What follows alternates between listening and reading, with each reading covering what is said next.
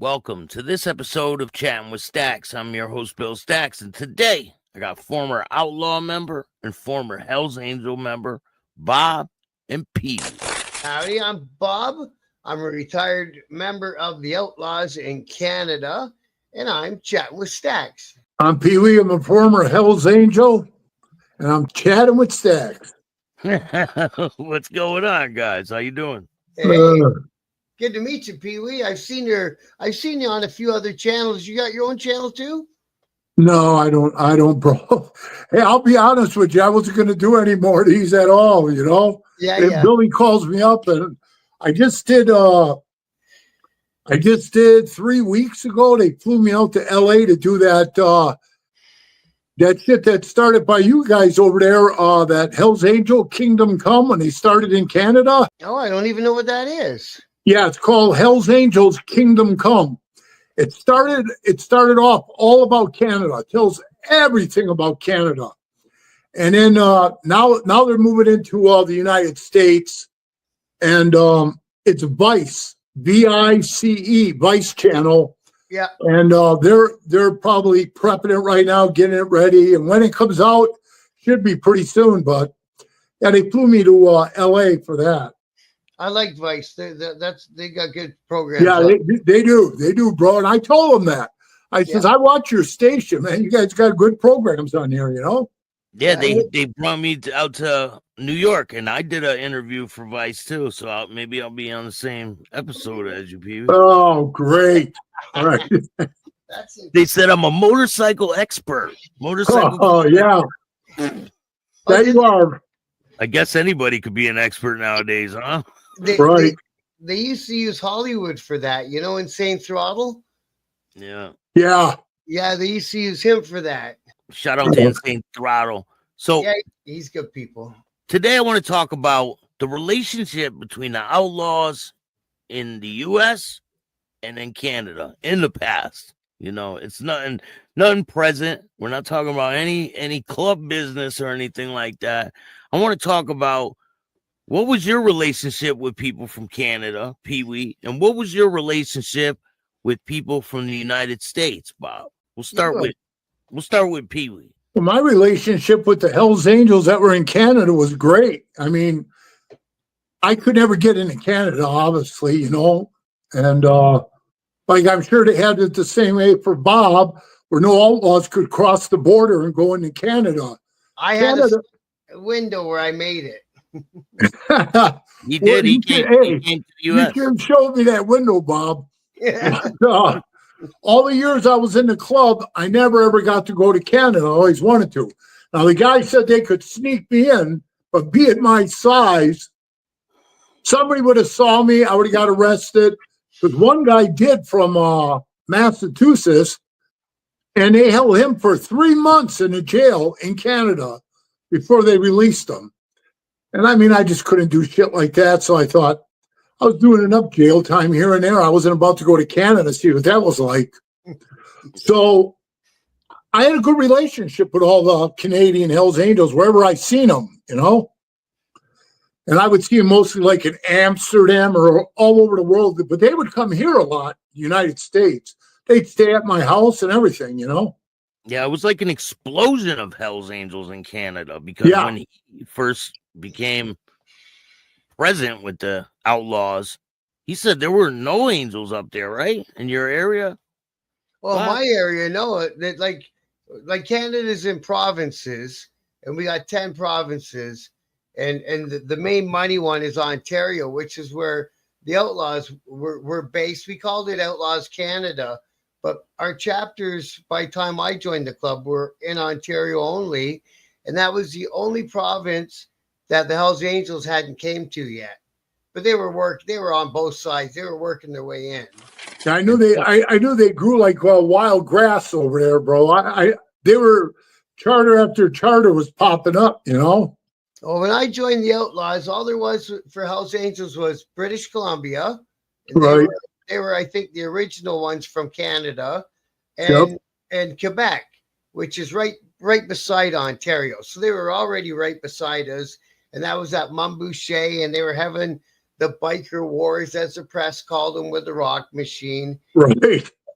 And then they just went zoom, and they took every province, because we never bothered to. It was as much our own fault as anything else. We didn't ever bother to go to Manitoba or Alberta, and they did. And the crazy thing, Pee-wee, all these people who became Hells Angels were his former associates. They were ex-outlaws and people like that. Well, I remember an incident, and Bob probably remembers this. I was a San Francisco Hells Angel at the time, and I was standing outside the Cow Palace, and they had a big swap meet going on, and Cisco from Oakland walks out to me, and he says, and at that time, we had a truce with the Outlaws. We had like this big truce with them. And I was standing outside talking to somebody, and Cisco walks out and says, "Hey, Pee-wee." I looked at him, I said, "Yeah." And he goes, "Hey, we just got a call. The truce is off." And I kind of looked at him, like, "What do you mean a truce is off?" And he goes, the Outlaw just called us and said, "F you, a truce is off." Because, now this is the way I heard it. He said, there was a charter of outlaws, and I don't know where, maybe Bob knows what I'm talking about, somewhere in Canada, that they took off their patches, they burned all their patches, and then they flipped over to become Hells Angels, which, like Bob knows, we really didn't do that with each other, No, and because, that was one of the rules that was from the States. Right. And Bob's right, because there was a member that I'm still very close with today. He's not a member no more. They kicked him out. His son is an outlaw, and he was a Hells Angel, but he grew up with all these guys that were outlaws. He went to grade school with them, so They all know him. And he tried to hang back around with him, I swear to God. And he went to all the functions, he went to Taco's funeral. He went to all of them, man. He was on everything. He was trying to get into the outlaw so bad. I couldn't believe it. And with no disrespect to Bob or anything, I was like, why the fuck do you want to jump back into a fire again, bro? Yeah. You're out. Stay out, man. Yeah. I said, you're going to join these guys, and then the guys that used to be are going to be after you, and the other guys, too much, man. And he said, I just want to be one. But then you're national. He's from Florida or something. After Taco, they had like a national that was in Florida, and he told my bro right to his face, long as I'm in this club, you'll never be an outlaw in here because you used to be an angel. Yeah. And see, that was, like you say, the long-standing rule. And right. When they decided to patch in the clubs in Ontario that they were patching in, then they also came for us guys. And we had a whole chapter of guys that split off and quit the Outlaws and then joined the Rock Machine. And then the Rock Machine joined the Angels. So they basically went boom, boom. And we went, you can't do that. And they said, well, it's done. And the guys from Quebec said, we don't care. We don't care. We're doing whatever we want. We don't care. There used to be a thing about not putting clubhouses close to each other. They opened theirs right around the corner from us in our city, right around the corner. They offered you a patch too, right? Yeah, they offered me a patch twice. So, and then even after I retired, I bumped into one of the guys, and he was a former outlaw that went to the Angels in my city. And then he moved to another city, and he said, hey, why don't you come hang around? And I know what that means. Come hang around means. Right. Yeah, we know what it means, Bob. Yeah. But Pee-wee, they wanted him as a full patch outlaw to come prospect for the Angels. Now, do you think that would be like a trick? Like, hey, come prospect. Well, yeah, because Bob can agree with this. Just like me and Bob are sitting here talking, we've met in a bar or something, we could be best of friends. But because what we wore on our back told us, I have to hate Bob, Bob has to hate me. Yeah. We don't even know why we hate each other, but that's the way it was. And Bob's right. That was a written rule. We could not switch teams. Yeah, man. Yeah, like we had a couple guys over the years that quit our club and then wore no patch for 1 year, and then they went and joined one of the charters in Quebec because they weren't in Ontario yet. But that was crazy when they came to Ontario because they patched in all these clubs, right? Maybe 6 clubs. They patched over all at once, all at one party. And so there was like 300 of them all of a sudden in Ontario. One day there's 300 of them. But then you watch them wean them down, and they probably left with a third of that now. You know what I mean? Yeah. There's a lot of guys that weren't ready.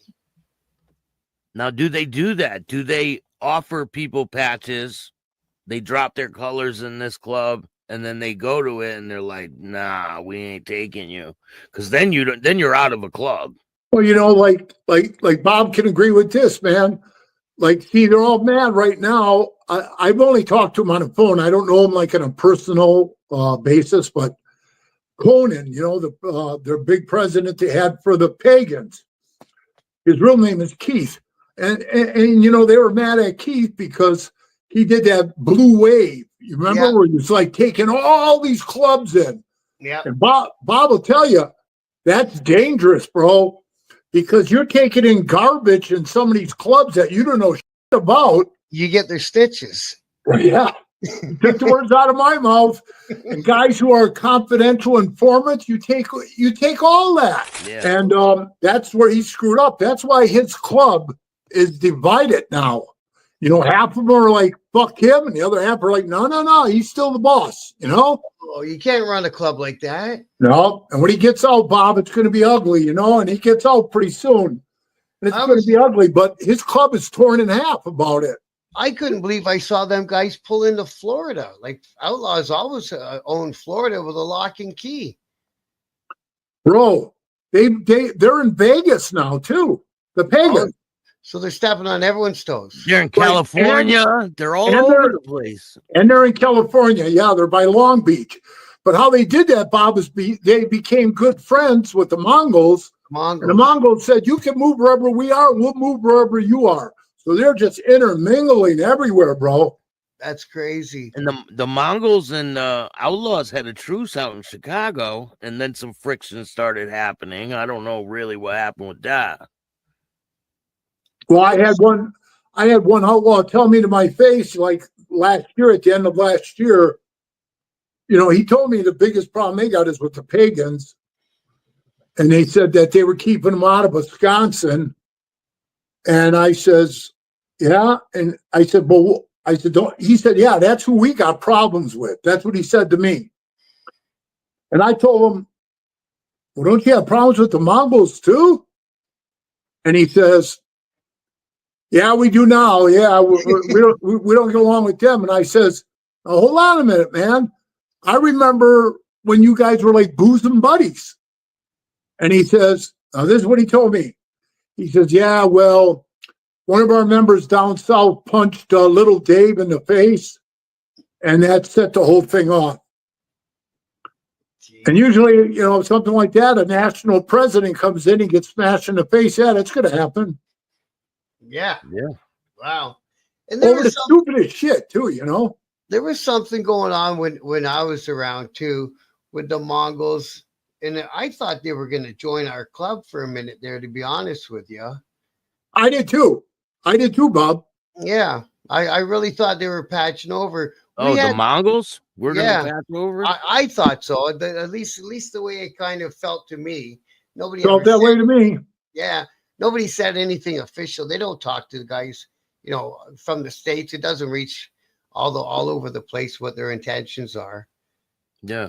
Especially if it's only in the planning stage. It's less people that know, the better, right? Right. Just the way everything goes. And now them guys are the Mongols and the pagans, they're bosom buddies, they're the best of friends, See, that's a weird thing. And I think the big thing that screwed it up between the Outlaws and the Mongols was we had a CI in our club. That's how come we were all in jail. So we had this CI in our club, and he rose all the way to chapter boss. Oh man. He was sitting at all the big boy meetings and everything, man. So. Well, so was my vice president. He was the same, Bob. Wearing a wire, everything. Yeah, man. Bringing him into the meetings. I used to have to wrestle the cell phone out of his hand at meetings. Give me that, man. You know what I mean? And anyways, the CI also went into the States. And at that time, our guy at the top was a guy named Frank from Indianapolis. And Frank got recalled because of our snitch, Frank, the National Sergeant of Arms from Detroit, and a few other guys near the top, and they all got screwed over. Wow. And one time I was sitting with the CI talking to him because I didn't know he was the CI at the time, and he had a Mongols ring on his finger. Wow. You don't trade that between clubs. No. So that was weird. That's weird. I thought so. You know, it's funny what Bob was just saying is there was a guy in the Angels. He used to be in the Dirty Dozen when they took over the Dirty Dozen. And that's what's amazing. When Bob said they came into town, they took over like 6 clubs. Because the Angels, they would tell these big clubs, hey, we'll absorb you, but you got to prospect. Yeah. Well, this Dirty Dozen, they've been around. They ran Arizona. That was their state, man. I don't give a shit who you are. They didn't let nobody. I remember way back in the early 80s when I was in the Sinners, a little tiny club out of Milwaukee. I remember way back when they were all brawling over the same bull, and I was losing my train of thought here. I do that the older I get, bro. So what I was saying is the guys in Milwaukee that I knew, all the old timers and stuff, all them guys are gone. It's all new guys. It's how fast the clubs are flipping over, and nobody, if everybody got along, well, everybody's got to puff up and show who's the baddest. I used to tell the Angels all the time, hey man, let's not be so arrogant and we're the baddest, everybody else. We never had any friends. So getting back to the Dirty Dozen guy, my train of thought came back. Yeah. I went to his house, and I didn't know that Pat Matter from Minnesota, the one, the guy that ratted on like 40 of us, he told the feds that I was a Midwest distributor of. Jeez. Now, hey man, I wish I was. I could use the cash. I know, eh? Right. But the Midwest distributor, bro, I wasn't even a dime bag guy, So I never even sold it. So every time I seen this Mesa Mike was his name. He was a confidential informant. That son of a killed a woman, cut her head off with a knife. I read the paperwork. And he got caught with a bunch of meth, and to get out of it, just to show you, and Bob would know this, because he sees the shady shit from us being in clubs. The cops told him, hey, well, forget about the murder thing. You just set up these other Angels. Wow. Pretty much like Sammy the Bull set up John Gotti. Well, our snitch had the same thing because his handlers sent him to me. They said, now you got to go to that guy and see if you can get some off him. And he came twice to my house. And I don't know what you're talking about. Go away, right? And they were getting furious with me. So finally, they did it through another guy in our chapter that trusted him. I'm like, I don't trust him. He's like, oh, I'm good. It's okay. Here it is. Go away. And he got pitched for that, and they charged me with it too. That's the only indictable offense they had me on, and all that big stupid investigation. I know, and it's stupid. It's dumb. But Mike would always say to me, hey, bro, I got a pound of meth. I'll give it to you for $6,000. You could sell it for $10,000, make $4,000. I said, listen, kid, I don't do it, and I don't sell it. I don't know anybody who even buys it. So it doesn't matter if it was $2,000. Yeah. Right. Right. I'm like, get off of it. So every time, Bob, I run into this bastard. He tried to sell me that pound. Every time, yeah. Every time. And they're so obvious after a while, aren't they? I like to agree with you and say, yeah, but I swear to God, Bob, I never had a clue with this punk, you know? Of course, our guy made it to chapter boss, so I should. Yeah, you told me that. So this guy transferred his other charters just to get to where the cook was, you know? That's what he did. He was on chapter number 3 already, and in each chapter, he went to somebody and bought something from them. Yeah. So they kept trying to get pew-pews off me because I had a nice collection, and they're big time in Canada, right? Just for having one. So I had a really nice collection of them because it was going to get bad. You may as well have one, may as well have 2, may as well have 4, whatever, right? You know, right? I mean? And he kept asking me for them, and I kept turning them down. But because our chapter guys were so worried about money, we didn't talk amongst each other and said, hey, Screwball over here just bought such and such from me, and then he asked you for the exact same thing. Like, what's going on here? We never talked amongst each other like that. We kept everything that we did private, right? Yeah. Like he got right up to the guy running the ship in Canada. He got him too. He got all of us. Yeah, so, I know the feeling, bro. Pat did the same with me, but what happened with the Dirty Dozen guy, Pee-wee? Well, the Dirty Dozen guy, you know, I'm standing in his garage. Well, first of all, let me back up. I was driving a semi through Phoenix. Now, this is exactly how I should have caught it. Was like an informant thing. He calls me on a cell phone. He goes, hey, Pee-wee, what's going on? I said, hey, Mike, what's up? And he goes, hey, where you at? Now, why would he call and ask me that? I'm going right through Arizona. You know why? Because the feds told him I was. And he says, where you at? I said, I'm going through Phoenix. I had to come down here and pick up this Peterbilt and take it back to Las Vegas. He says, why don't you stop by? We'll go to lunch. And I said, all right. So I swing by, park the truck in front of his house. I walk in. He's working on his bike. He's got his patch on, and you know, and he's on his knees down there, and he's messing around with the bike. And I said to him, hey, Mike, can I use your pistol? I got a piss. And he goes, yeah, it's in the house down the hall to your right. I go in his house above his fireplace with all these pictures on the walls, right? All Dirty Dozen pictures. No Hells Angel, nothing. And he's a Hells Angel now. Wow. Nothing. It was all Dirty Dozen. So I kind of looked at it. I thought, that's weird, you know? So I walked in, took a piss. I came out, and he said to me, hey, man, I don't know why you don't want to take that deal. That's a good deal. This Mexican dude I know, he's the guy who makes it up. You can pay him whenever you can, man. He doesn't rush you on the time, and he'll front it to you. Well, I'm not going to sit here and bullshit anybody. I thought in my head, hey, piss on him. I'll rip him off. Yeah. You know what I mean? I'm sure I'll find somebody. I don't care. What's he going to do? Come beat me up? Shoot at me? I shoot back. So I go, okay. I said, this is my big mistake, Bob. I said, all right, Mike, go get it. So he jumps on his bike, man. He's excited as man because he's wearing a wire. Yeah, and out of nowhere, he takes off. So I wait about 20 minutes. He comes back and he says, he said it'll take him about 45 minutes to get it ready. He's got it at a storage unit. He's got to go get it. And I says, you know what? I really didn't want it anyway, and I got to get going. I don't even have time for lunch. And he says to me, no, man, wait. That's how he was. I looked at him. I said, man, dude, you're acting like a freak. See, I didn't pick up on it at all, Bob. I swear to God. Yeah. I didn't pick up on it. So I got in the truck and I left. And think about this, bro.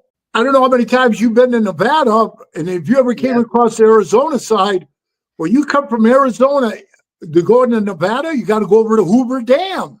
Right. So because of the 9/11 bullshit, they make everybody pull to the side, man, and they tear the trucks and cars apart. You don't want that in there?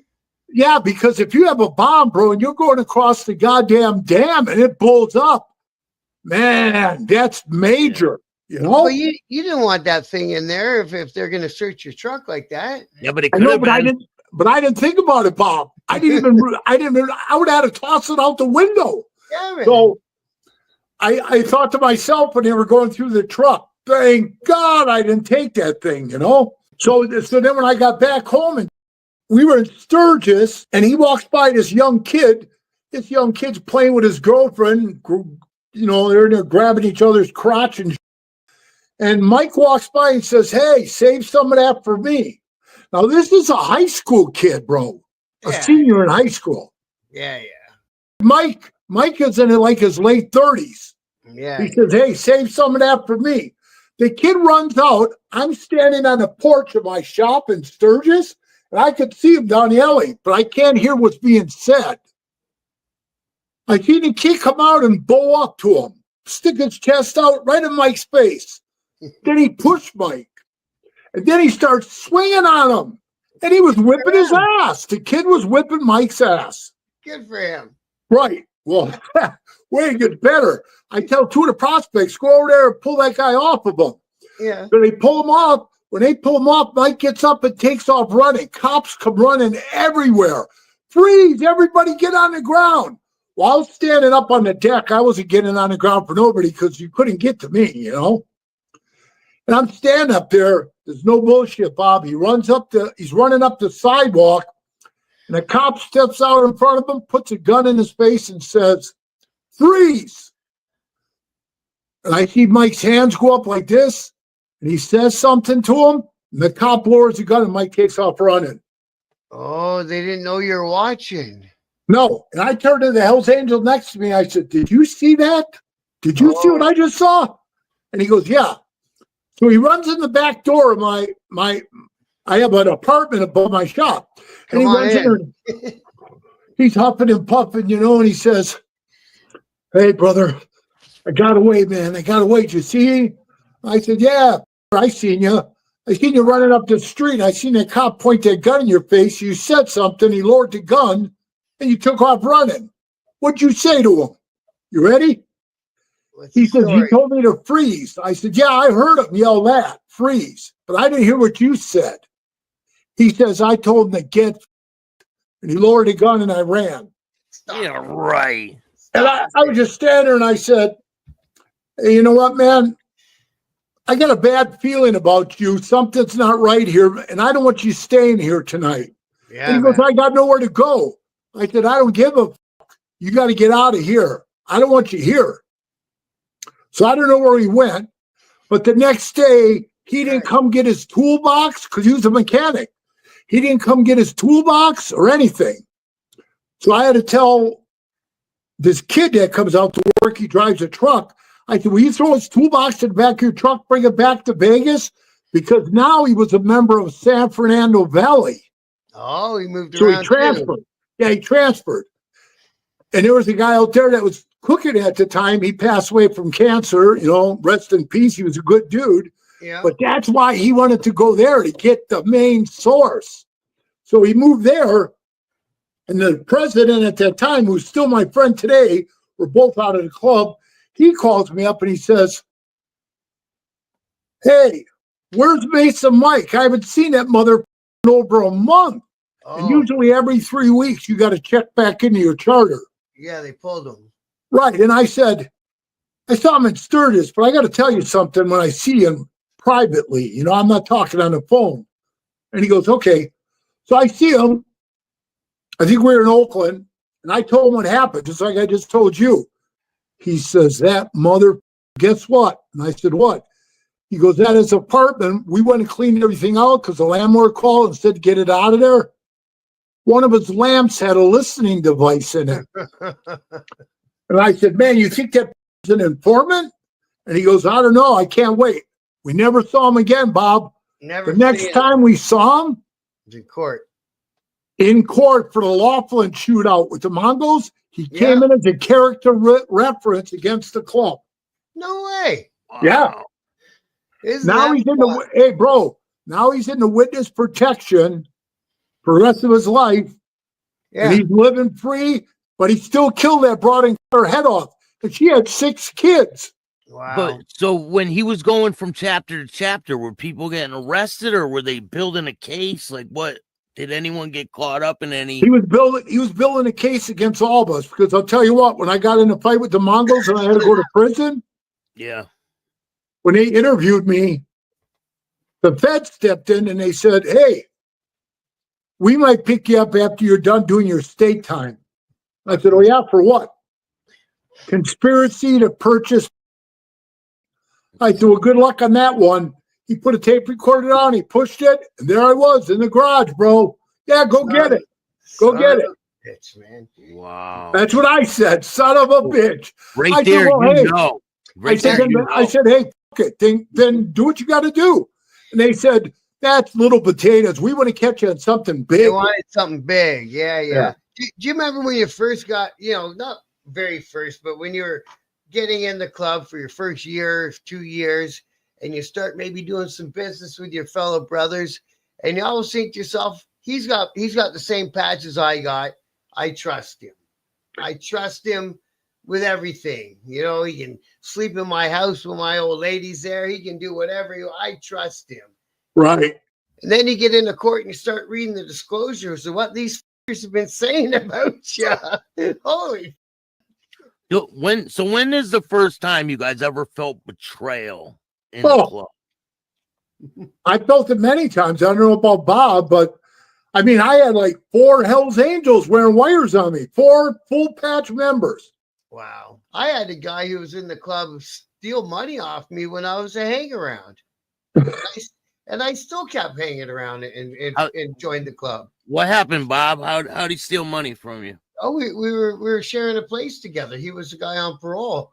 And I was saving up to buy my first Harley, man. It was only a couple $1,000s. I had it stashed in my room, and he stayed on my couch, sort of thing. And he was finishing out his parole. I get home one day, and he goes, "Oh, we were broken into." I'm like, "Who the f*** is gonna break into an outlaw's house?" Right. And he says, "I lost a ring, and I don't know if you lost anything." And of course, my cash was gone. And then sitting right in his pocket. While and it's like it was one of those relationships. He didn't ask me for it. I would given it to him. He didn't have to take it. Yeah, but he was a scumbag from the get-go, bro. Just like I told you that vice president mine, he was wearing a wire. He was just asking like stupid questions in the meetings, Like, Bob knows exactly what I'm talking about. When you sit and talk in those meetings, even though you don't have your phones, if you've ever been raided, there's some kind of listening device somewhere in that house. Yeah. You don't say everything you think you could say unless you're somewhere like super private. And we talked in sign language and all the right. He does, right?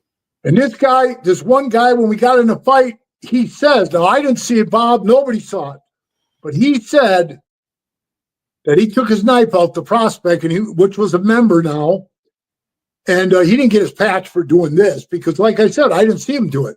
And he said he stuck one of the Mongols in the back, right? So he says. So while we're sitting there in a meeting, this kid I'm telling you about, this vice president guy, George, he stands up in the middle of the meeting, Bob, and he looks right at the guy. The guy's sitting right to his left. And you know what I'm talking about, the little tags, right? The stupid little tags they put on. Okay, I don't even want to say the name of it. So this guy thought he was going to get that. I said, well, I was the only one in the room, and I wasn't giving him nothing, Mm-hmm. So I was sitting there, and I'm like, where's this going? Because, I'm the president, and I'm sitting there wondering where the fuck this is going. He stands up, he slams his hands down on the table, and he goes, I want to know right now, did you stab that guy or not? And he stands up and goes, yes, I did. So there you go, aggravated assault. Hey, next thing you know, when we all get arrested for the wedding chapel fight, he gets charged. I get charged because I used my hands when I knocked his teeth out. I got charged with felony battery with substantial bodily harm. He got it for felony battery with substantial bodily harm with a weapon. Oh, Christ. I told him, he says, I don't even know they saw it. I said, they didn't have to. You told them. Admitted to it, yeah. You admitted to it. And it was on video. And you even said that was like a cowardly act for him to do that. The guy was on the ground already. Yeah. Right? Yeah, he was on the ground. He was already knocked out. But that makes it easy, you know what I mean? That's crazy. Not moving much. right? That always cracked me up. You put different things on you for things that you do. It's like, holy f-. And then they write it in the books. There's two guys or one guy in Canada. He does a whole YouTube channel, and all he talks about is the Hells Angels in Quebec and their alleged turf war with some street gang. Wow. And he makes a living. That's all he talks about. I can't see those guys in Quebec being too happy with him. He's like saying how many chapter members there are. There's another guy that's talking about this Marty guy in Montreal who's supposed to be running the whole show now in the whole world. And he does the same thing that the Gangsters podcast. It's like, Jesus, like they put a major spotlight on these people, right? Yeah, they put a major spotlight on them. Yep. It's like one thing talking about John Gotti, he's dead. Right. No, but there's people that are talking about the active mob right now. People that have no clue what this internet is all about, and they're putting their pictures up saying this is the head guy, this guy works for this guy. Like, that's a dangerous game, man. You would think so. I don't know. See my YouTube channel, because I was a 1%er, and because let's face it, I wasn't a very nice guy. I don't think none of us were, right? I did what I did, right? That's just the way it was. So now when I talk about bikers and biker stuff, I talk about all the riding clubs that are raising money for charities, and all the dice run that are for hospices, and all the good the bikers do now. It's catching on, but it's not blood and guts. So the ones that I get the most click on is still about who got arrested. Yeah. And I don't like to forward the cop's story, because I know what it's like to be in the newspaper, and the shit they put in the newspaper about you makes you sound like Pablo Escobar, and meanwhile you barely even chopped a line. Or they could flip it on you, Bob, like they did me. I walked past the DA, and she's a woman. She came out of retirement to put me in prison. Jeez. That's how bad she wanted me. So when they says 2 to 5, boom, you lay that gavel down. I was so pissed off, I was thinking, man, dude pulls a knife out. I light him up with my hands, and I'm going to prison. He's a victim. I don't understand it, but that's the way it is. I turn around. They put my hands behind my back. They zip tie me. As I'm walking by, I walk by her. I call her the C word. All right? Yeah. And she goes, hey, he just called me a dirty name. Well, the judge says, what did he call you? What did he say? She wouldn't say it. And when he looked at me, he goes, what'd you call her? I said, she's nuts. And I went into the other room. Well, she walked outside, Bob. The camera crews were out there. And this is what she said. And you're going to know exactly how I felt. She walked out to the camera crew, and they said, what happened?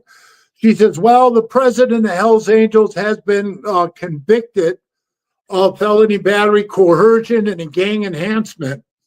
And he's off to prison. And she said, he's no longer a part of the Hells Angels. They kicked him out, which was a lie, bro. I quit. Yeah. I quit on my own. And she goes, they kicked him out for cooperating with the police. Oh, they made you sound. I knew you were going to say that. Did you leave the club before you got convicted, or after when you went? I left the club. I left the club in 2010. I quit. And then I got convicted in 2014. I got out 2016. Were you on charges in 2010 when you quit? Yeah. We already got arrested. And I could see, Bob, how they didn't want to really pay for our lawyers. When 15 years, man, all I paid was assessments, one guy after another. Man, I was in jail in Sturgis, bro, when the Laughlin shooting happened. I get home, I was told, hey, man, you owe $1,000. Nobody even said, welcome home. You know what I mean? That was the first thing out of their mouth. But so they didn't want to pay that. And then I started getting the phone calls, which I really was enjoying, Hey, PeeWee, did you rat on me? I go, what? I never took the stand. I never testified. I said, how the fuck did I rat on you? Well, somebody said in a tape thing that they heard that you mentioned my name. I said, it was this guy named John, another guy who stabbed the guy I beat up on the floor too. And I said, John, I didn't say your name. The cops did. And all they said was, "Do you know John Merchant?" That's what they said to me. Oh, yeah, Bob, I could have been an idiot, just sat there and, zipped up and shut up. So I just looked at him and went, of course I know him. He's in my You know I know him. Yeah. And he says, did you see him? Boom. I stopped him right there, Bob. I didn't see him do anything. I don't know what he did or where he was. So don't ask me. Yeah, That's what I said. Yeah. But I said, did I know John Merchant? Yeah, I did. That's all I said. Well, so that's huge difference. Huge. Yeah, difference. he calls me up crying, Bob. He was crying. Did you snitch on me? And that's the problem, because obviously your club would be the same. You can't give a statement. You can't go in and sit down and make a statement with the whether you're being charged or not. You just can't say nothing. I want to see my lawyer. I want to see my lawyer. I want to see my lawyer. That's all you're allowed to say, right? Right. But there's other times where the cops get a guy and he's sneaking around the corner. They don't have to be in the room to give a statement. You know, right. It's true. We've all seen it. You know, even these guys, when we all got arrested together, there was 30 of us in jail. Now, maybe 15 of that would be the management section of the team and the chapter bosses, so on. And then at 3 a.m, you hear a cell door open and close. And then when they crack the cells for breakfast, you're missing one guy. You know where he's at. Yeah, that's why I'm laughing. You know, Rule 35, right? Yeah. And they take a Rule 35 or something, right? And the cops are loving it because now there's distrust amongst everybody. They right. Once you're in custody, they really know how to play you against each other in custody. Especially when there's a bunch of you, it's a big investigation. Let me ask you this, Pee-wee. When you got out, right? Yeah. Before you go to prison or while you're in prison, because you're at that time, you're not supposed to talk to anybody that's in the club. Were people in the club reaching out to you? No. None of them. No, the only ones that reached out to me were ex-members, that all talked to me, and a lot of them when they leave the club, they reach out to me and they call me. You know what I mean? But there was no active members saying, "Hey, this and that is being said," or none of that. No. So they kept it like the way. And it's just like Bob said. When the feds came to the prison, they questioned me on a bombing, a shooting, all kinds of shit. And all I did was sit in a chair and they go, "Yeah, we're from the Federal Bureau of Investigation, Louisville, Kentucky." Now I'm in prison in Nevada. And I go, "Wow, you guys came a fucking long way." And they said, "Yeah, we did." I said, "Well, you should have called before you came. I got nothing to say to you." And they says, "All we want you to do is tell us how the club works. We don't want you to snitch on anybody." And they wanted me to go, "Oh, that's it. No problem." Yeah. So, they gave him money and took him out of prison. Yeah, they said, "We'll give you $5,000 and we'll get you out of prison." I said, "Man, I'm not doing it." And they said, "Why? Those guys talk about you." And I said, "Just because they're pieces of shit and they want to talk, let them say it to my face." I said, "Listen, I got to walk around with my head high, man. I'm not going to sit here and talk to you guys. Well, you don't need the money?" I said, "No, I don't need the money. I had money when I went in there." So I said, "I don't need your money." And I was already in my 25th month of being there. You're going to get me out early? Get the out of here, You'll be time served. Yeah, time served. Yeah. So I says, "No, I'll pass." And I'll tell you guys this. I was in one unit. John Merchant, the guy I told you was crying to me on the phone. I snitch on him. Well, right on the film, it shows him open up a knife, run and stick the guy 3 times, stick another guy 2-3 times. Then he closes the knife, puts it in his pocket, runs out the door. Why? I didn't have to snitch on him. It was all on film. It's on tape. And when he's doing it, there's a little arrow above his head, a green arrow showing everything he did. Everything's on tape nowadays. Right. Bob's right. So John was in another unit, in the same prison, but another unit. Yeah. He was only in there 18 months. All of a sudden, they release him. And he's the one that did the stabbing. Right. I think he's the one that took that deal with those feds. Yeah. Wow. Yeah. They wouldn't drive that way and only talk to one guy. Right. Yeah. Right. Yeah. As soon as you said no, they went and spoke to the other guy. 100% they did. Were there And you more know what he guys said, Bob? in the prison? Or was You it know what just he you said, two? Bob, to me? When we first got arrested, we were in a holding cell, right? Like you said, when he arrested all you guys. Yeah. So they had 11 of us in one big room, locked in. And we're sitting there, and I was sitting like this, you know, up against the wall, and I'm watching these son of a bitches. And you know yourself, brother, you see, you know, what do you call it? People's actions and the way they're acting in the jail. Yeah. Hey, bro, I'm no criminal prisoner. I'm not, you know what I mean? I've done 60 days here, 30 there. Yeah. I never Me went. too, yeah. All of a sudden now I'm facing prison time, which I did do. But you know, and I knew when we joined the club, we knew that was a possibility. So Yeah. I'm not whining about it. Yeah. But that John guy, he's pacing back and forth, and I says, "Hey, John, why don't you sit the fuck down? You're wearing out the concrete here." Yeah. Well, like I say, when they had all of us guys in, some guys shook it really rough. Now I was kind of newly married. I bought a house and left it to my wife to take care of, and she never took care of nothing. So I lost my house. I gave my bike to my wholesale guy in Toronto. Lost my bike. When the cops raided, they took every penny they found at my house. Lost my money. So I was down to just having my clothes, my old lady, and my daughter to go home to. That was it.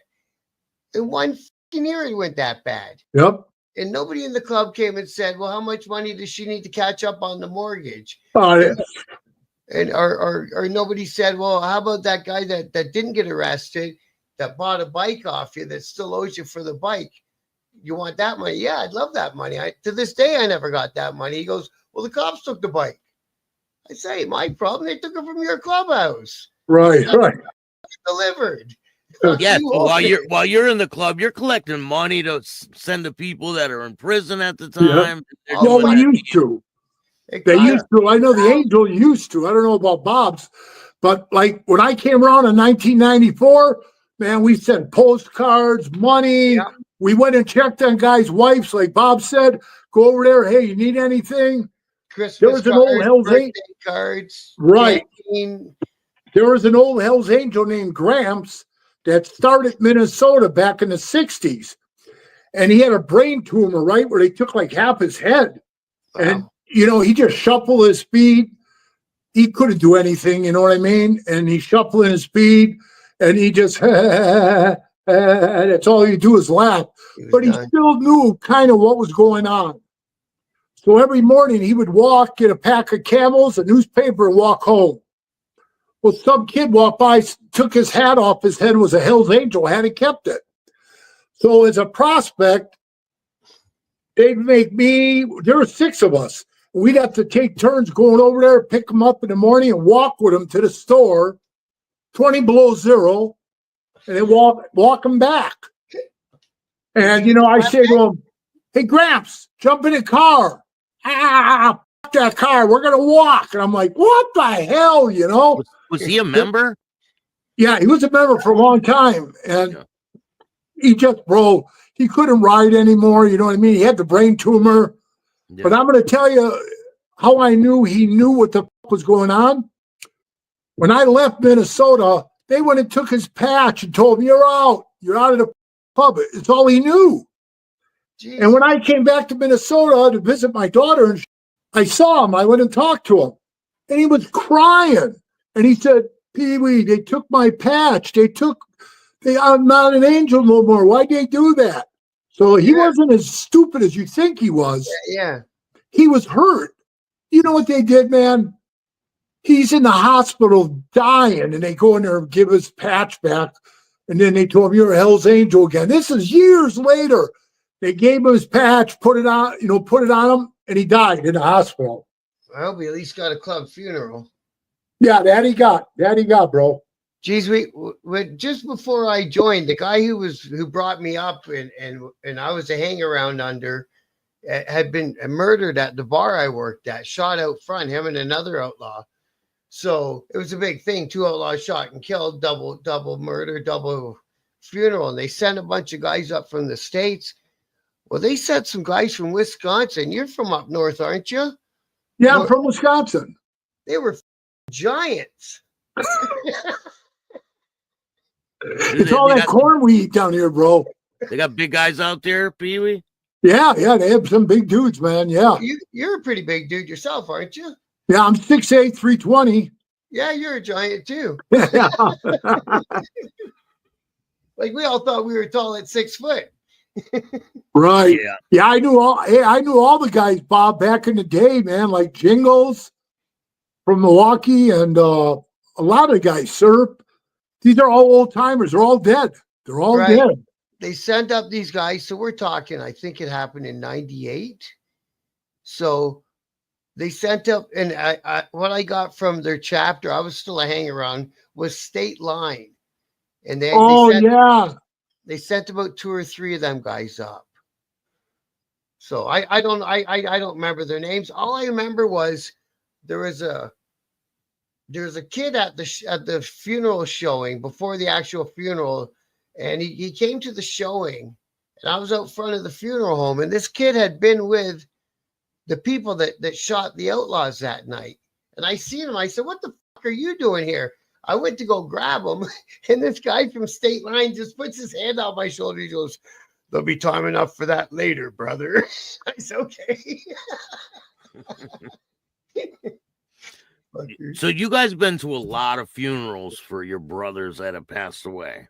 Oh, what's it like to have a funeral from the club? It's a big deal, man. It's a big deal when the guys get a club funeral. Even if he died, like we had an older fella die of diabetes, but he still got the full club funeral. It's a mandatory for the region.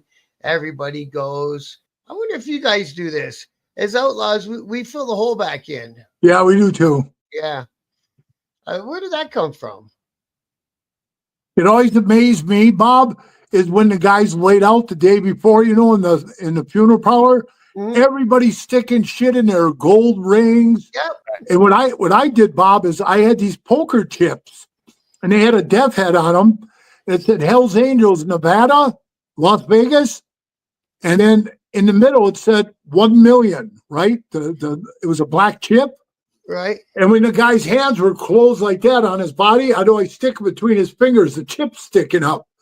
But all the shit they used to put in the coffins, and then they make the prospects stand there all night to make sure that the mortician didn't take all the shit out of there, Exactly. Well, this funeral had so many weird things happen. So we bought 2 plots beside each other in the cemetery, of course, but they buried them diagonal from each other instead of beside each other. Like they were supposed to be like that, and they ended up being diagonal like that. So we had to inter one of them. So we had to dig them back up and move them. And all because as we were throwing the dirt in, guys were still throwing rings and money and shit in there, right? I'm like, how the fuck did all that get moved over? His helmet, everything, right? Right. Because we put his helmet. He was a crazy. He had remember like the Vietnam vets, war guys used to put the Ace of Spades playing card in there. He used to put that in his helmet like that. He was obsessed with that sort of stuff, right? I knew some of those guys. Yeah. He wasn't even worried about. He was the one guy that said, what are they gonna do? Kill me? I'm not having that good of a time anyway. That was his own. Right. I'm like, well, he was right. He was banged up in jail pretty much since the probate. He was in jail more than he was on the road. Some guys just have that luck, eh? Yeah. Our chapter was a kind of a crazy chapter for Ontario. So this is before my time. This is my guy told me this story. One of their members, kind of like your Mensa Mike guy, he had killed a woman out of nowhere. He took the air out of her tire at a truck stop and then kind of waited till she pulled off the side of the highway to get her tire fixed and grabbed her and took her somewhere and raped her and killed her and burned her. Wow. And she was just a university student coming back from Easter weekend to go back to classes. So it was a big thing. And it turned out it was this guy did it. And then they went out on a mission and they got a guy from another club called the Satan's Choice. Now, the Satan's Choice are all now Hells Angels. And when the Outlaws came to Canada, they broke the Satan's Choice in half, and half patched over to Outlaw, and the other half stayed Choice, and now they're Angels. So there was him and the driver, and he actually did the squeezing of the trigger and got caught. And then he put it on the driver and got himself, you know, when they give you blanket immunity for any other crime you might have done. Yeah. And he skated on that poor student. They had the army come down and everything and block it because he lived right next door to the clubhouse. And the army came and everything and took his chopper out of the garage and took his out of the house. Yeah. Crazy, eh? It is crazy, man. And then after that, years later, there was another CI in our chapter P at the time, was doing a lot of cane. He was the guy, right, for the Outlaws. And he was doing lots of it. All the other chapters worked through him and everything. And his stepbrother fucking ratted on him. Well, not blood, but you know what I mean? You grew up with the guy. Yeah. And then he rats on you, man. This guy who did a documentary thing on a TV program about snitching on his brother. And he goes, oh, every time I hear a Harley, I get scared. It's like, good. You ought to. Yeah, that's crazy, man. You want to know the funniest? The cop that was handling that stepbrother guy when he was snitching was fucking the guy's old lady on the side. That even makes it funnier. So he put his own brother in jail for 10 years. He's had to move all over, and then they kicked him out of the witness program anyway, because after a while they get sick of you. You're no good to them, so they just put you aside. You know, I used to know Taco real good too, right? I talked to Taco many times. When I was a sinner, before I became a Hells Angel, I would see Taco all the time. And Grease Lightning, all those guys. Steroid Harry. All them guys. They were all in the generation before me. I wish I didn't meet none of them guys. I wish I had them. I knew them all, brother. Yeah. I knew them all. They're good guys. I heard Taco was a good guy, like a really good guy. You know, he's with me. I'd get him good every time, Bob. He'd say to me, hey, PeeWee.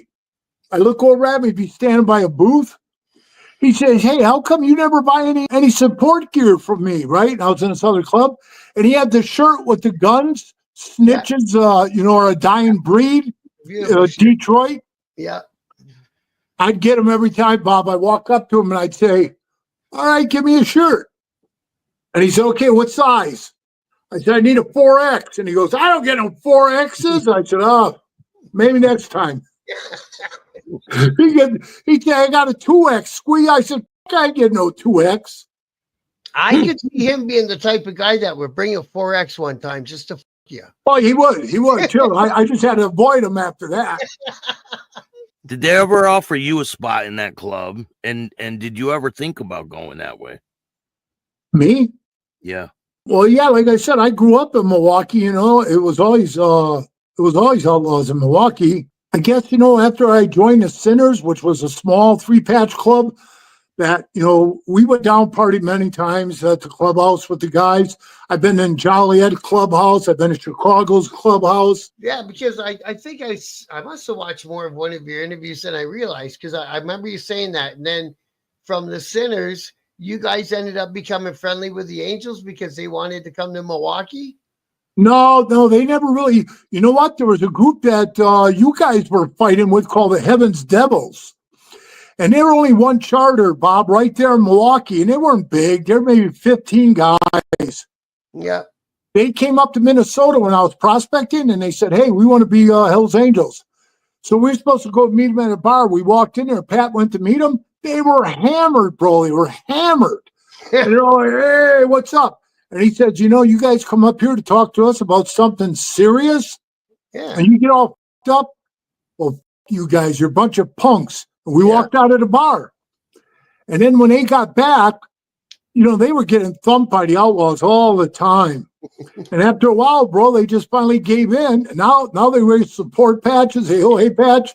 And now I see them hanging around with them all the time. Yeah. They just needed some change in the right. And hey, I did them a good one, Bob. In my book, I put in there that they came up and asked to be Hells Angels. So they're probably back on the list, Yeah. Well, oh, geez. Yeah, I wrote one book. The first version of my book, I left all the club names as they were and the people involved, because most of them are dead. And right, that's what I did. And any crime I talked about had already been through the courts. Right. So Same here. I wasn't telling anything new, but the club right away was like, hey, man, you got to pull that book. I said, all right. So I pulled the book, and then I redid it. So it's based on a true story book now. But it gave me a little more freedom to put a little more stuff in, because now I'm not talking about any real person. Right. Right. So actually, it made the book better. Right on. Yeah. So it's out there. I'm working on it. Brother, I redid my book 14 times. I had to redo it. Oh, yeah. And the editor charged me $3,000 to edit my book. It's expensive. I got 12 grand into my book. Oh, mine was 11. Mine was 11,000 plus the 3. And then he sends me a note. He says, I read your book. I think you were angry when you wrote the book. I think that it's all over the place. You should rewrite it. And I think that you're violent, sexist, and racist. And I'm thinking, I paid you $3,000 to tell me what I already knew. Yeah. And see, that's what I did too. I wrote the book, and I was mad at the Outlaws when I wrote the book. So I shouldn't have wrote it from that headspace, right? You know what I mean? Because, I started the same way, Bob. I did the same thing. Then I went back and I changed all the, And then at the end of the day, I got nothing against the Outlaws as a club. Right. It was the best years of my life.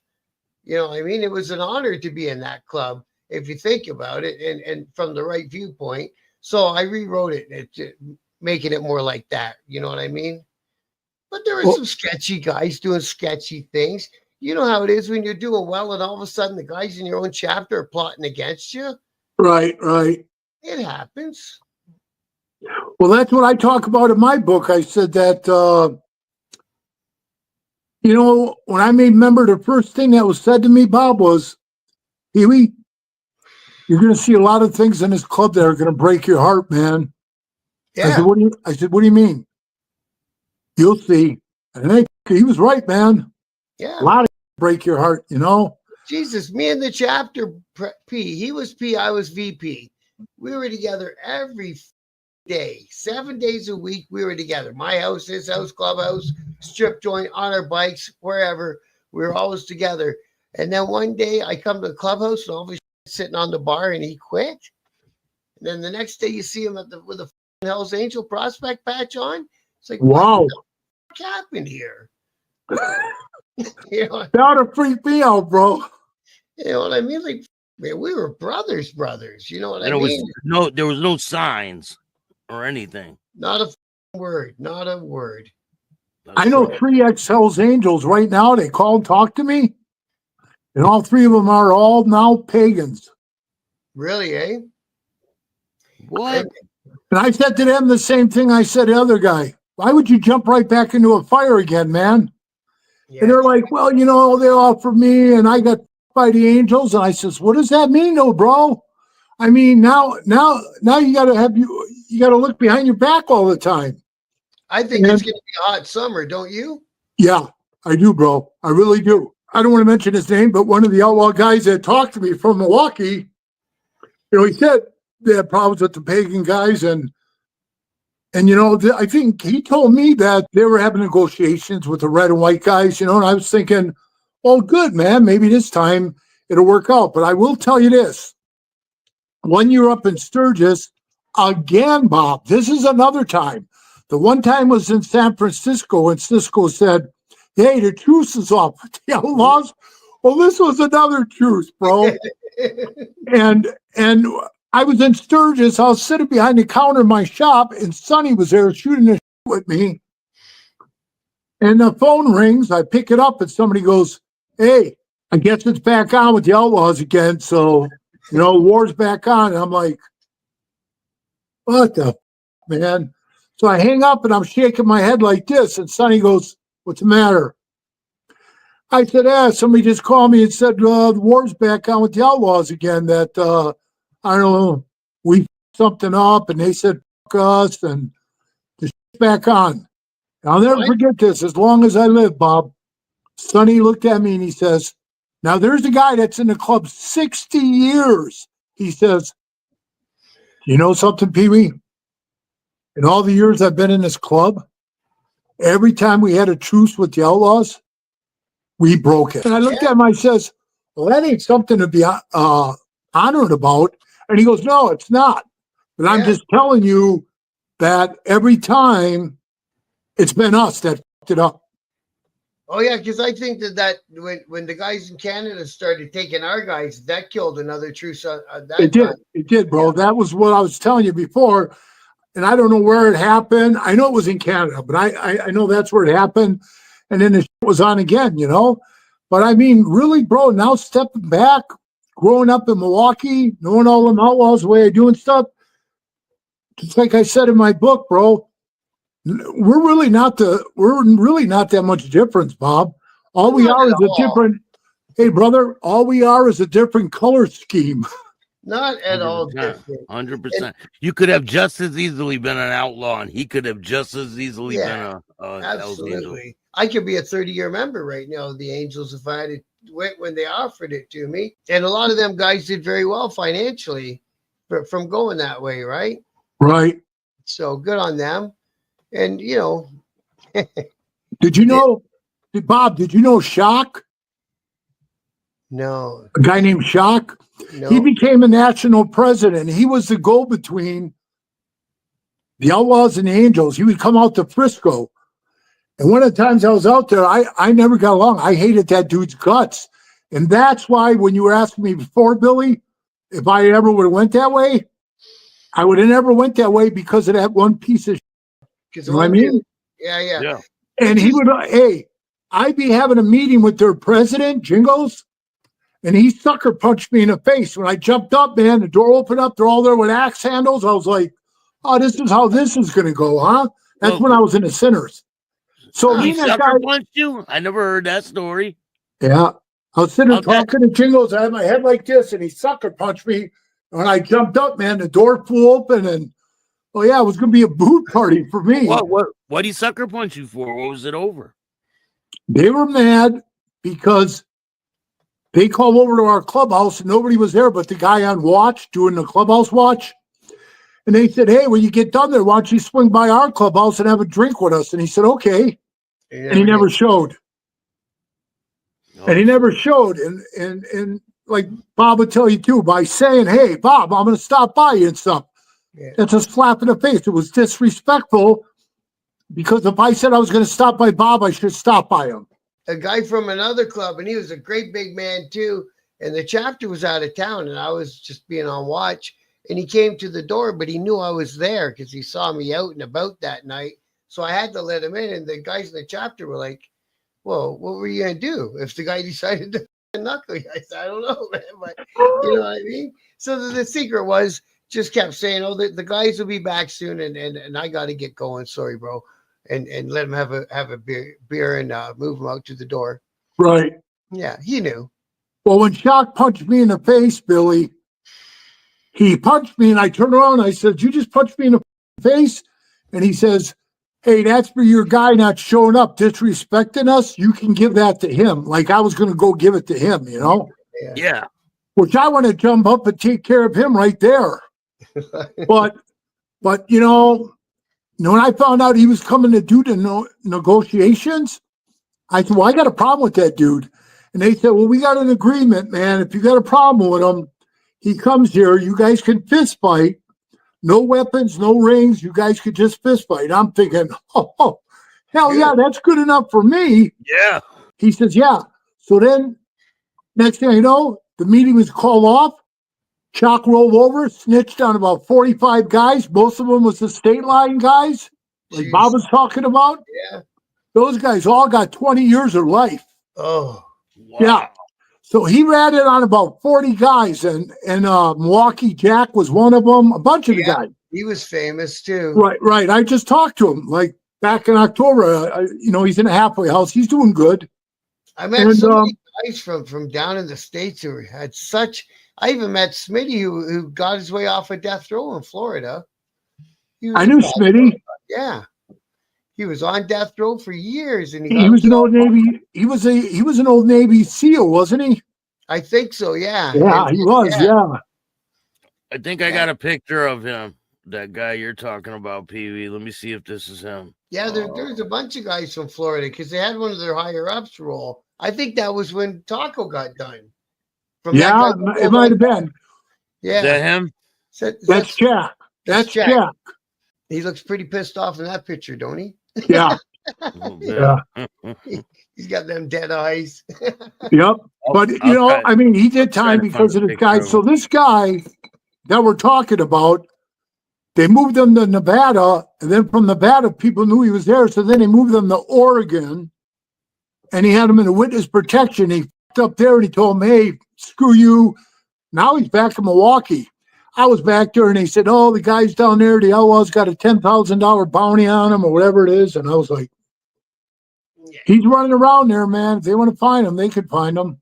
That snitch who took out all of us guys in Canada on that one project, about 4 or 5 years later, so everything's done.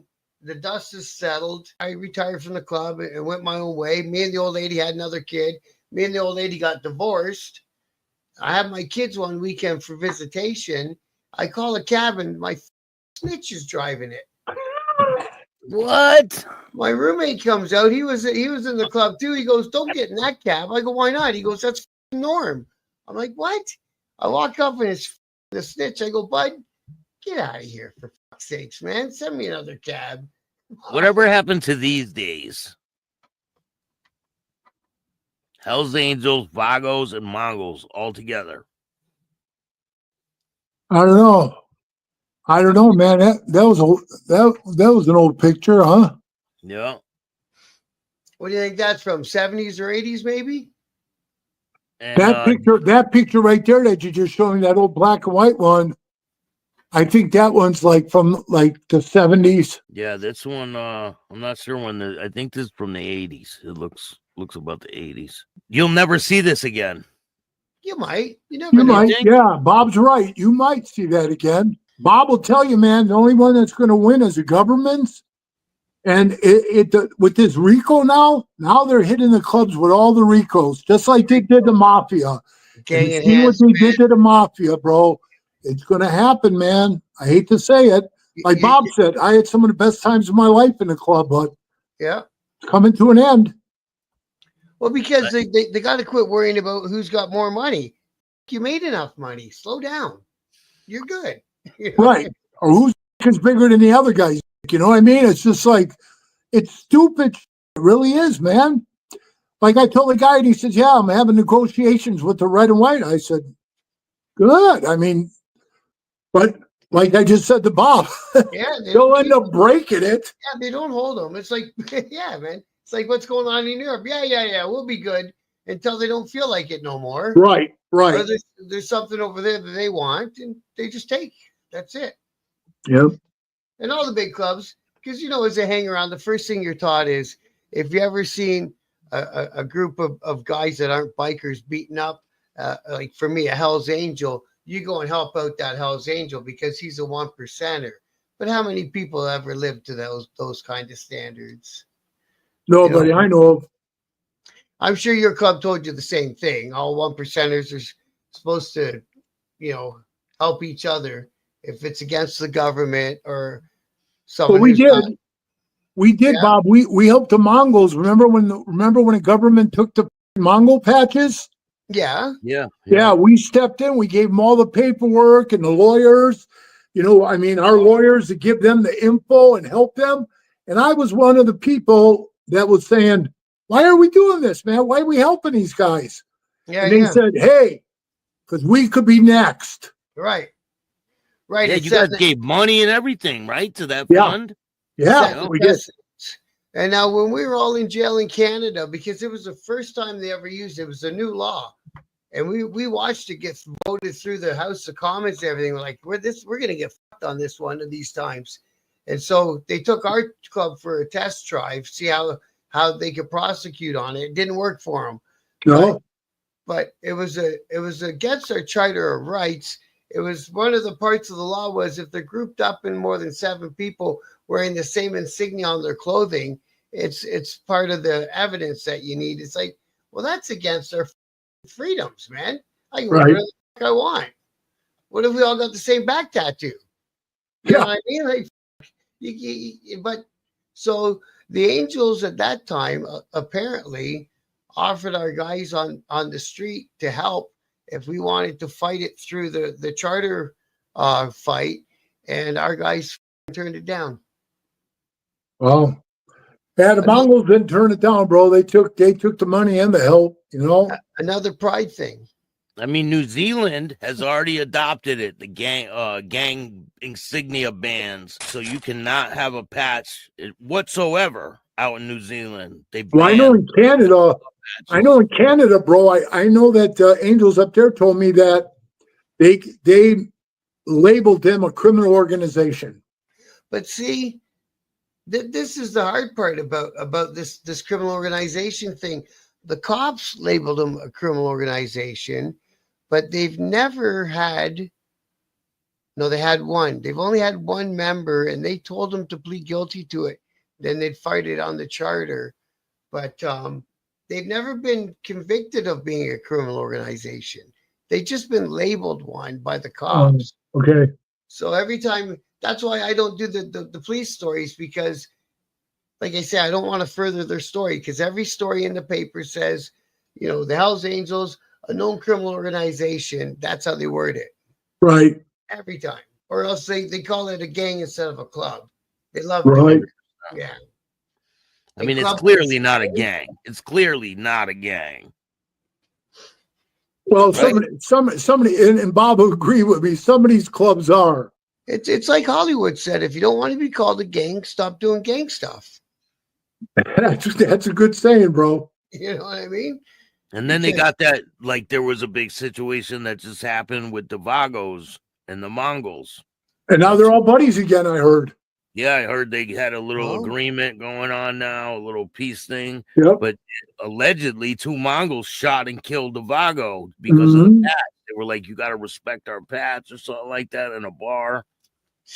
Jeez. So it's and that's what happens. Like even down in Sturgis, you'll hear the story gets back out of the woodwork that so some guys, 4 or 5 guys from the Hells Angels grabbed a couple of outlaws that were straggling and knuckled them. But it doesn't really hit the papers. But that's another reason to put an end to all the talks that were going forward. And maybe these guys just done it because something was said in the bar. Maybe they just done it because they felt like it. But look what happened with Little Dave. Okay, Little Dave gets sucker punched in the face. He's no longer part of the club. So what? That beef carries on and it keeps going? I guess so. I don't know. Yeah, it makes no sense. Like, when will it end, right? That's it. It's been going stupid. so long. Here's what I see. Here's what I see happening, Pop. I see, because now the Banditos, they're getting along real good with the Angels, and they're becoming pretty good close friends. And if the Outlaws become, I don't know if they can ever coexist with, like 2 bulls in a pen. They got to bump heads all the time. But if they could do that with the Bandits, because right now, if you look and see the Vagos and the Mongols and the Pagans, they're all like grouping up, Yeah. It's almost like getting ready for the Super Bowl. Yeah. The only ones I never ever see that often, like take alliances, is the Outlaws very often. They seem to always want to hang out by themselves. Right. And with the Outlaws and the Hells Angels, because of the history of the clubs, neither of those clubs will ever say, okay, we'll put down our stuff and put yours on. It'll just Never happen. It'll have to No. It's going to be a wild summer. I'm telling you. It's got to be a coexistence thing, like you said. And you know what, Bob? When they took over the Dirty Dozen, there was like over 100, 140 of them, wherever it was. There's like 3 left. 3 That's left of the original guys. And you remember when where'd all them guys go? Bro, they ran them off left and right. I've seen some of those guys I've seen some of them get beat up at officer meetings for no reason, man. Yeah. Now, why do you think that snitch had the Dirty Dozen pictures in over his? Because I think they were more proud of being, I honest to God, a guy just reached out to me. He said I was a Hells Angel for 2 years. I didn't care for it. I quit. But I was a Dirty Dozen for 24 years. Yeah. And his name is Lonnie. And I was just like, wow, that's a trip. And he just hit me up on Facebook and he was talking to me, and he just said it wasn't for him. We took over when we made the Hell's Henchman prospect and they became full patch members. They were in the Midwest there, so they were fighting with the Outlaws all the time. And I don't know, I think 3 funerals I went to down there, but those guys were fighting all the time. And out of those original henchmen, only 2 I know, 3 are left. They're still there. Yeah, 3 out of like 80 some of them. Huh? The whole club almost dissolved, right? They dissolve them. They deteriorate them, man. Yeah. Well, that's why I say with all them small clubs in Ontario that they took over, same thing. They started with 500, and then they get rid of the ones that they don't want, and they don't want that many guys anyway. But I still think when they patch over these guys, does the club no longer exist? Is that it? No, club's done. Most cases. Can anybody resurrect it? Has it happened before where they resurrect? Yeah, the rock machine still exists. They came back to life in Canada. Right, but I don't think like what Billy's saying, Bob, I think is like if a club wanted to go to the Outlaws or go to the Hells Angels and become that. Yeah. Like when I was in the Sinners, the Outlaws said if we had our patches and we would become Outlaws in Milwaukee. But we hung around with them for like 10, 15 years. Even before I joined, they were hanging out since the 60s. I'm surprised you guys never joined. Well, at that time, I told you that one guy I couldn't stand. There's no way I would be in a club with him. Yeah. I didn't meet the Angels till 91. You know what I mean? And and I had the club built up pretty much, the Sinners. And then I just says, I think I'm going to do this. And they just looked at me and said, we know you don't hate us, bro. You just outgrew us. And that's mainly what it was, Yeah. You wanted more. See, then that's the one thing about the club that I was fortunate enough to get involved in. So I had to go on the run because they wanted me to be a witness at the murder trial for the 2 outlaws that got shot. So they wanted me to be a prosecution witness. Oh, by that time, I was a full patch outlaw. So I was like, I'm not doing this. So I jumped on a plane and went to England and lived in England for 8 months and patched in 3 clubs in England. So all of a sudden, after I went home, there was a bunch of AOA outlaws in England. And that was because of me. So that was pretty cool. Expanding horizons. I got to see like that because a lot of guys get stuck in their own chapter and they think the whole world is that city that they happen to live in, right? Right. And I tell people too, I says, who are the guys who are doing 30, 40, 50 years in the club? And Bob will admit to this. Those are the guys that never leave the city. They always hang out at the clubhouse. They don't go anywhere. They don't do anything. Yeah. We call them in the club jams, just another member. And you know what? The guy never goes anywhere. You run into him at a bar or you run into him at the clubhouse and you go, hey, man. And he says, I'm a 20-year member. You're like, I never even seen this guy. Yeah, movers and shakers end up getting either quitting or. Well, because it's so hard to go from country to country. None of us can go to Australia. None of us can. None of the Americans can come to Canada. I can't go to America. You know what I mean? I can go to I Europe. can't come to Canada. And you know where else too, Bob? Is Croatia.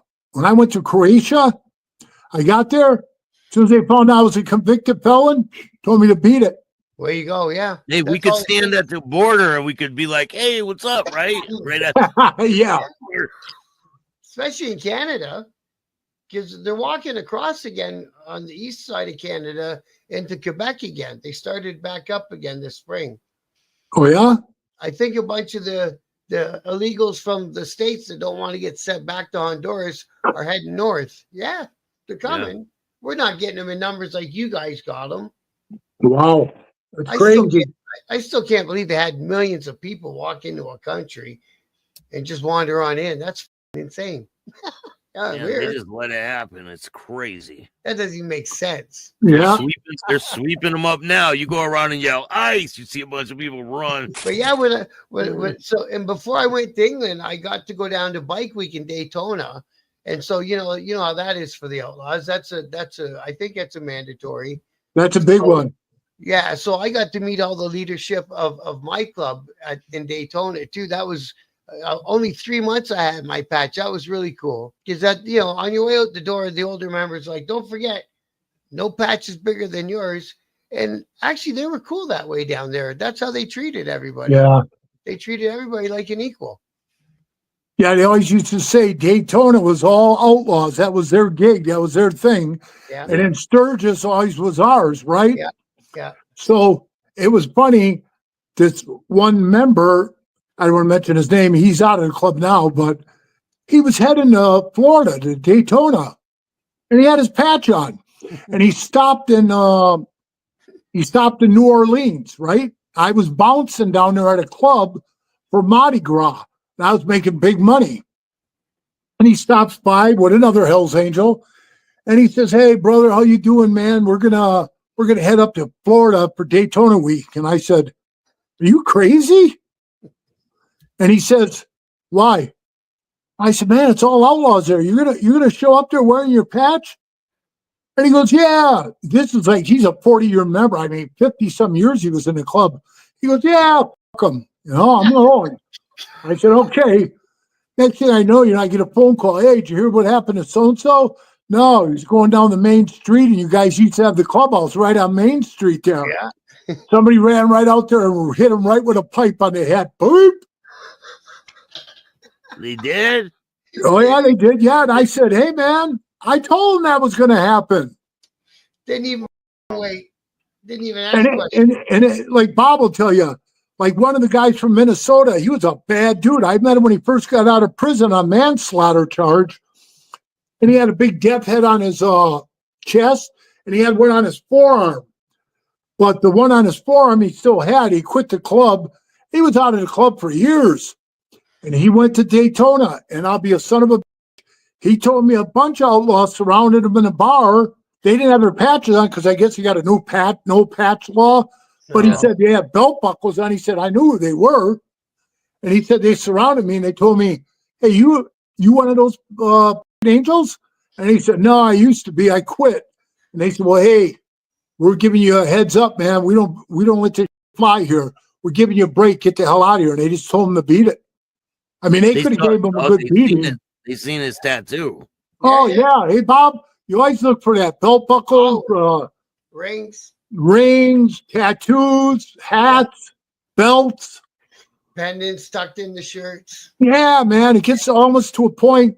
I still find... I've been out of the club 15 years now, and I still find myself looking when I go places. Because I always try to... You know what I mean? I don't know. I try to make sure I know who's around me, When a bike goes I was eating at a bar yesterday, and a bunch of pagans walked in.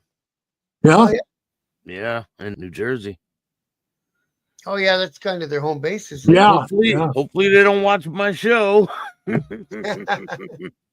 I know, like, back in the day, we weren't, like, doing stuff together, but we had a thing with the pagans where they didn't bug us and we didn't bug them, sort of thing, for the Outlaws anyway, because they were pretty serious on the Eastern Seaboard. Yeah, they used to be a really small elite group of guys. Not that they're not, some of them now aren't, but they were like a very exclusive group. Like just anybody couldn't join them. They were very tight knit, and then it just exploded with the blue wave. Just different. Yeah. I've never seen one, Bob. A pagan?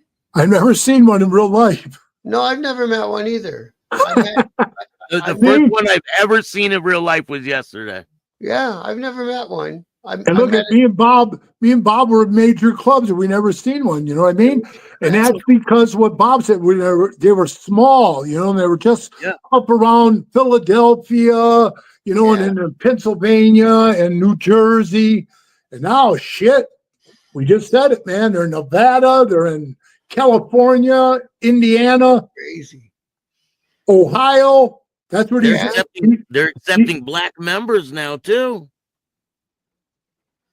And I don't know. I remember when I was in the club, we had a few chapters in Ohio, but it seems to me that the Outlaws have either shrunk a bit or moved some shit around, because places I remember having chapters, I don't see them in the website anymore. Is listed. So I don't know. Bob, what about black members? Were there ever any black outlaws? We want to get us. Yeah. When I went to England and I was patching in those clubs, one of them was called Outlaws, but they weren't like AOA Outlaws. So they had a different back patch on, and their colors were leaning towards Bandito. So they were making up their mind whether to come with us or go with the Banditos. And they had like 6 or 7 chapters, one in Wales, 2 in Wales, and spread around England, but not in London, England. Like I say, they kind of, when they heard I was there and I was staying, the guys in the States, they said, well, tell them to come back with a report whether they're ready or not. So 2 of their guys in their club were black. And so they kept asking me, they kept saying, are they going to take these guys? Are they going to take George and Steve? I said, yes, my word, I'll make sure that they take these guys. So as far as I know, they took them. Wow, that's pretty crazy. That's big. Like, because in the United States, I didn't ever see in the past, even Hells Angels. I think things are changing now. Oh yeah, they got them now. They got them in the club now. But have you ever seen them when you were a part of the club? Have you ever seen a African American Hells Angel? No. But no, I never have. And I went to Frankfurt for a world meeting where we sat in there and we explained, because Amsterdam wanted to bring one in, right? Bring a black guy in as a prospect. And we said, you can't do it. And it wasn't about race or hating black people or any of that. I tried to explain that. It had nothing to do with the racist card. They didn't care. These guys in Amsterdam, they love this guy. They said, hey, his skin's black, but he's one of us. And all we said was, hey, man, the rules came from America. That's where the Angels started. And we basically told them, in America, the penal system is all segregated, bro. When you walk in there, Billy, well, you've been in there, man. The blacks over here, the Mexicans over here, the whites over here. It's very, very segregated, bro. Yeah. And I mean, you can't be a lone wolf out there, man. You get ate alive. And that's the reason why the club was the way it was. That's the only reason why they had it. So maybe now they're changing it. Maybe they'll see in the future it doesn't matter. And then if it does, well, then that's on them. They got to figure it out. But like you say, when you go inside, you got to pick a car, and that's your car. Yeah, right. I was pretty shocked when I seen a black pagan member.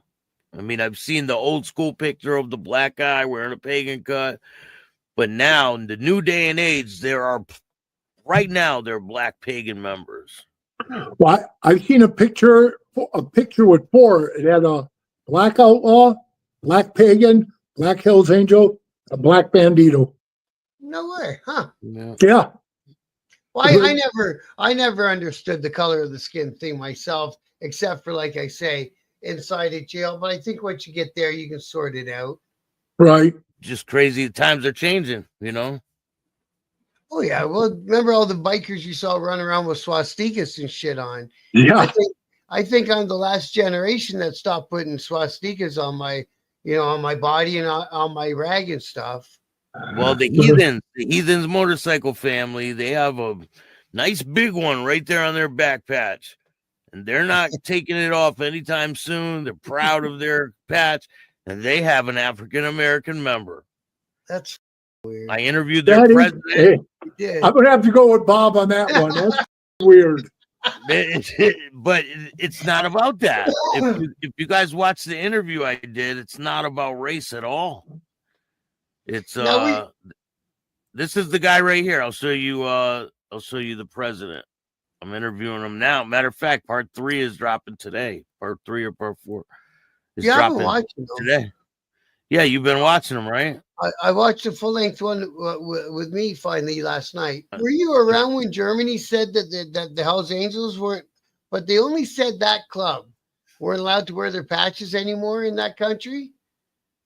Yeah, I was there. It started off in Hamburg, Germany.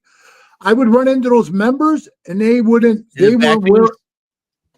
Yeah. Oh, there it is, right there. Wow. Oh yeah.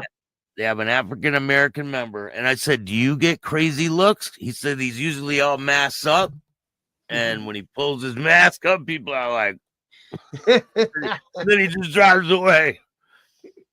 And I mean, they explained it to him. Listen, this symbol is from back in the day. They brought home war trophies and things like that, and that's like part of what it is.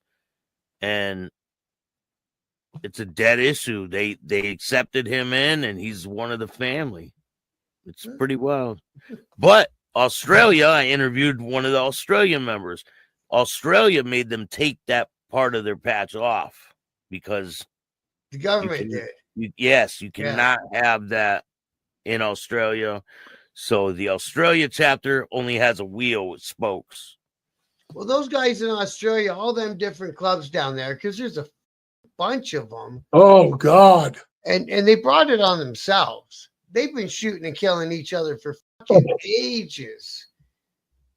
Hey Bob, did you ever see that one? I just seen it on YouTube. Did you ever see that one with the Finks and the Angels at the MMA fight? No. I've seen that bro, one. Look it up. Yeah. Look it up. They're at an MMA fight. Oh, that was wild. Fighting. The Finks and the Angels started fighting right there on the floor. The guys are in the ring fighting. They're fighting. And, man, they're going at it. And this is all you hear about. Pop, pop, pop, pop, pop, pop, pop. Bullets are flying. People are hitting the floor. You got to see it, bro. It's crazy as hell. Jesus. That's up on my Patreon. My Patreon channel has that video up there. That's a crazy one, bro. No. I remember after I was done being in the club and stuff, I got arrested on some more charges, bad stuff. One of my co-accused was a Hells Angel from Montreal. Because this one kid was doing business with me and the Hells Angel guy. And this is after Bob Bouchard had been wrapped up and sent to prison and stuff. And then someone during that time had flipped. So this guy, my co-accused, he dealt with his blow charges in Ontario. And the cops came from Quebec and picked him up and back off to jail. He went there. And about 20 of those guys all got picked up, and they're all just starting to get out around now. So whatever it was a big investigation, and they were in for a long time. It's got to be 10, 15 years ago now. So, yeah, there was a lot of bad things going on in Quebec, and those guys were getting big time. There's a pagan on the left. Oh, okay. Yeah, the one on the right is the one that got assassinated in the Bronx. He was the president, Hector. Who was he? He got killed. He got killed by the 2 Hells Angels that jumped out with silencers. Remember that? Oh, yeah, they got caught. Yeah. When you see him running across the street. Yeah, with the guns, with silencers. Yeah. And you know how they got him, Bob? When they took off in that stolen car, the cameras on the corners of all the lights, they watched exactly where the car went. They just, every time it turned, they just watched the camera. They saw him pull into an empty parking lot, throw all the shit in the car, jump into their other car, take off. They got the plate, got him. Yeah. They got 3 Hells Angels for that, Uh-huh. and the whole premise behind that shooting was allegedly the pagans shot up the clubhouse for the Hells Angels Yeah. the day before, a couple of days before their new clubhouse in New York, right? In the Bronx. And they suspected that it was them, and they sent these guys, and they got caught. And Because then, that clubhouse was in the Bronx. hadn't there been something prior to that too, that there was an event that was open to the public, but it was traditionally an event that the Hells Angels went to, and the pagans decided to come that year and took some. Oh, the Hellraiser's Ball. The Yeah. Hellraiser. And they got knuckled around pretty good that night, didn't they? Yeah, one of them died. Matter of fact. Oh, No, one of the pagans died. Yeah, the pagans got shot by An angel. my God. Yeah. I'm telling you, my brain, man, the older I get, bro. They ended up dropping the charges against that angel. No, you know what he did? He had to do a year for an unregistered gun. But he shot like 2 of them, and one of the guys died in a van. They were trying to get him to the hospital, and he died in a van. Yeah. And I can't think of his. God damn, man, I'm telling you, I can't think of it. Yeah, I got a picture of him. He's got long black hair. He's a big man. And then they screwed him around, and he left. He was from Long Island, and he left Long Island, and he ended up moving to Myrtle Beach, I think. And then he was in Myrtle Beach for a while, and then they got rid of him. They kicked him out of the club. I don't know, man. It's like I said, man. I don't know how it is in the Outlaws, but when I sat there and I grew up my whole life in Milwaukee, and I seen like 20 Outlaws. I didn't know one of them. And I was like, man, how times have changed, right? Yeah. So it's like you don't know anybody. Yeah. Everybody changes. And I said this, the Angels is like a revolving door. And that brother that's patting you on the back, he's just waiting for the right time to shove you through the door. Yeah, man. Exactly. That's what it's all about. Bob will tell you. I saw one. Right? There's these steamroller. These guys in the North Toronto chapter, and they were like kind of where the power base in Ontario was when they had 300 patched up Hells Angels at once here, and the chapter president went for a bike ride, got in a crash, died. His club brother moved in, took over his business, took over his old lady, moved into his house, and just stayed. That's crazy. I've seen that happen a couple of times, again, I don't want to mention this guy's name, but he came up to me in Sturgis, and he mentioned this young lady's name, and her husband was a Hells Angel for a long time. He just died about 6 months ago, and this is way back, like in 2008, 2009. That angel came up to me from Washington, and he said, hey, I'm in love with so-and-so, Now, this is this angel who died. This is his widow. Yeah. And I just stood there for a minute, Bob, and I was like, what do you mean you're in love with her? He said, I'm in love with her. I want to marry her. And I said, well, listen to me, bro. Just listen to me. I says, he's only been gone 6 months. They're going to be looking down on you like a piece of shit. Yeah. Because you're already moving in on a guy's old lady. He goes, no, they didn't have that. I said, listen, I don't give a fuck about anything. You want to do this right, bro? You want my honest opinion? And he goes, I do. It means a lot to me. I said, do this then, bro. If you want to be with her, quit the club, hand all your in, and go be with her. And he goes, really? And he was only a member for 2 years, Bob. And he did. He quit. He handed his in. And I swear to you, Bob, that was back in 2008. He's still married to her to this day and have 2 or 3 daughters. Wow. Maybe it was the right decision for him. It was. But and they're very happy. No way he could have stayed in the club and did that. No way. And no. You would have got people would start beating on him and saying, hey, you were going behind his back, screwing it, Yeah. And it's funny Because I've never understood why a brother would ever want to fuck his brother's old lady. There's Never. I know, bro. There's a I million know it. girls out there. Girls throw themselves at us when we have our patches on. You know what I mean? You go in a strip club. If you can't pull out of a strip club, then you're not a very good fisherman. You know what I mean? Like, Right. You're carrying the wrong bait.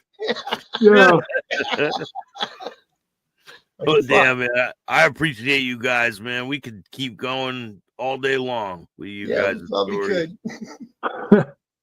I really appreciate you guys reminiscing about your past lives. Well, it was nice talking to you, Bob, and nice meeting you, brother. It was great to meet you, Pee-wee. Thank you very much, bro. No problem, bro. I really enjoyed talking to you, brother. I really did. You too, bro. Yeah, we'll get another one going with a whole bunch of people on it. Sure, maybe man. I can get that other outlaw guy to come on. You know, the one that needs that closure. Because if anybody could talk to him about it too, is Bob. You know. Yeah, 100%. Because he was in that club for 15 years, and he getting a goddamn letter in the mail with one sentence on it says, "We voted you out." Bad. That was it. Never ever heard of that in my life, man. Weird. I'm telling you, that's the way they do it with. Hey, they tell everybody they threw me out of the club, the Lions, and I quit. I don't even understand why they bother. If a guy's out of your club, why would you talk about him ever again? That's I know. It used to be, don't ever say the guy's name again. Right. But Out Bad used to be a really bad stigma on people. Sure. Yeah. Like, there was a reason why you were out bad. It really doesn't mean no. Not anymore. It only rattles you if you're still trying to be in that life. When I left the club, I was leaving the whole biker life behind too. I did too, Bob. Yeah, see, it's the way to do it. I didn't want to go leave the club to be in another one. I was done. Hell no. No. Because you're going to run into him at the Harley shop, right? Eventually. I still run into him, bro. Yeah. People go, "Hey, Pee-wee, don't worry about it, man. In time, you'll just fade out." I said, "I'll fade out." It's been 15 years. I'm 6'8", 320 pounds. Every time they see me, they Google my name. They go, "That's him. That's him, man." Next thing you know, man, I got troubles. Can't go anywhere, man. I can't bring you anywhere, Pee-wee. Nope. Thank you guys, man. I appreciate it. Nice meeting you, Bob. Billy. Thanks, Pee-wee. Definitely. Thanks, Bill. Thanks for making this happen, brother. Right on, man. Chatting with Staxx. Yeah, definitely. If you like the show, hit the like button, subscribe, hit the notification bell so you can get my videos every time they drop. And if you don't like this show, do bad. Start your own podcast. Peace.